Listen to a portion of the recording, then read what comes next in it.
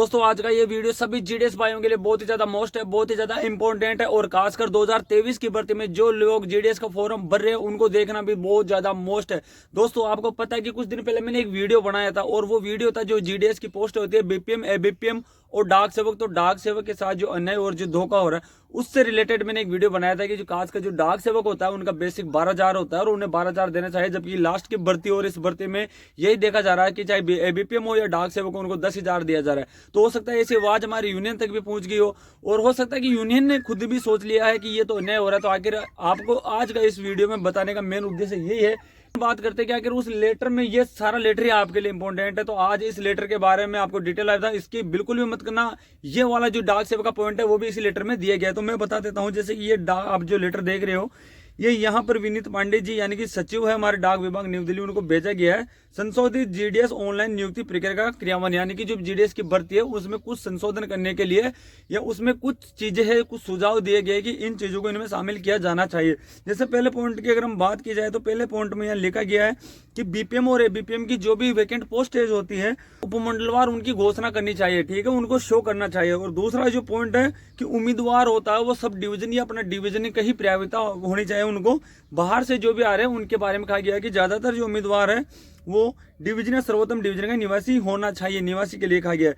तीसरा कि उम्मीदवार को आवेदन में स्पष्ट रूप से बताना चाहिए कि वो बीपीएम या एबीपीएम के लिए किसके लिए वो अपना फॉर्म अप्लाई कर रहे हैं, इसके बारे में कहा गया है कि ऐसा भी ऑप्शन होना चाहिए। यहाँ पर लोकल लैंग्वेज से रिलेटेड भी ये पॉइंट कहा गया है। आप देख सकते हो कि जो हिंदी भाषा वाले राज्य है वो एक दूसरे में अपना फॉर्म अप्लाई कर सकते हैं, तो उसके बारे में भी यहाँ पर डिटेल वाइज लिखा गया है। किसी पद के विरुद्ध चयनित अभ्यर्थी को स्पष्ट रूप से चेतावनी दी जानी चाहिए कि यदि वो पद ग्रहण करता है तो सूची अगले अभ्यर्थी को नियुक्ति दी जाएगी। यानी कि जैसे रिजल्ट आता है, रिजल्ट के बाद में आप जो अभ्यर्थी होता है उनको साफ चेतावनी दे देनी चाहिए कि आप ज्वाइन करते हो तो ठीक है, अगर ज्वाइन नहीं करते हो तो फिर नेक्स्ट विद्यार्थी को वो ज्वाइनिंग दे दी जाएगी। इसी प्रकार अब ये वाला जो पॉइंट आप देख रही हो सबसे ज्यादा मोस्ट है, बहुत ज्यादा इंपॉर्टेंट है, में साफ लिखा गया है कि बीपीएम के लिए 12,000 और एबीपीएम के लिए 10,000 रुपए है, लेकिन 4 घंटे के कार्यभार के साथ उन्हें दी जाती है।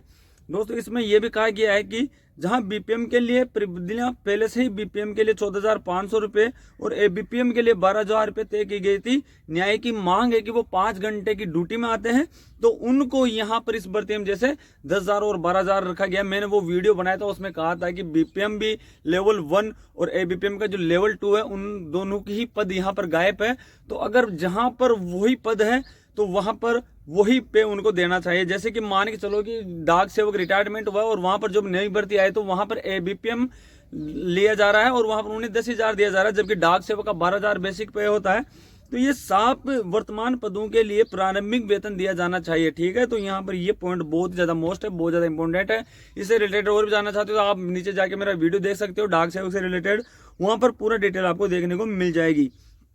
दोस्तों इसमें एक हो कि आजीविका के पर्याप्त साधन शर्त के लिए जो उम्मीदवार के अपने पास अपने परिवार का समर्थन करने के लिए आय का पर्याप्त अन्य स्रोत होना आवश्यक है। 2 बिंदु है जो मन को झकझोर कर देते हैं, यानी कि आपको पता है कि आपके अंडरटेकिंग फॉर्म साइन किया जाता है, उसमें यह लिखा जाता है कि मैं जीडीएस पर ज्वाइन कर रहा हूं लेकिन मेरे पास आय का अन्य स्रोत भी है, मैं इस पर भी फुल कॉन्फिडेंस के साथ इस पर निर्भर नहीं रह सकता, उसके बारे में कहा गया है। तो ये कहा गया है कि ये शर्त पहले तो अवास्तविक है और जमीनी हकीकत पर आधारित नहीं है, ग्रामीण इलाकों में कोई नौकरी उपलब्ध नहीं है, ठीक है, बिल्कुल सही कहा गया है।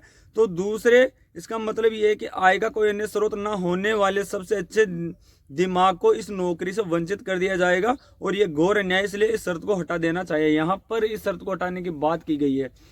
दूसरी की शर्त को सही ठहराने के लिए स्पष्टीकरण अपने और अपने परिवार का समर्थन करने के लिए कहता है। इसका मतलब यह है कि जीडीएस को भूखे रहने के लिए मजदूरी दी जाती है और जीने के अधिकार के खिलाफ है।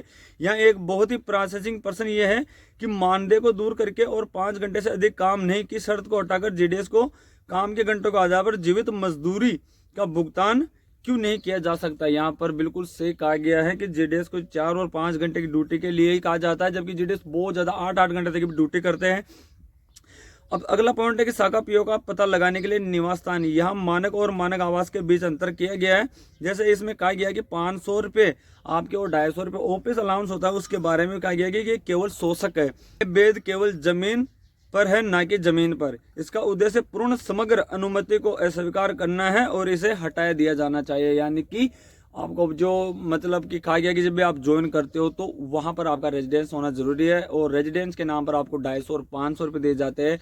तो इसके बारे में कहा गया है। तो ये कुछ सुझाव है जो इस जीडीएस की भर्ती में, नई भर्ती में दिया गया डिपार्टमेंट को, हमारी यूनियन द्वारा दिया गया है। देखते हैं इस पर कुछ कार्यवाही होती है या नहीं। आपका इसमें लिखा गया है कि जो हमारे महासचिव है SS माधविया जी, उन्होंने ये लेटर जारी किया है।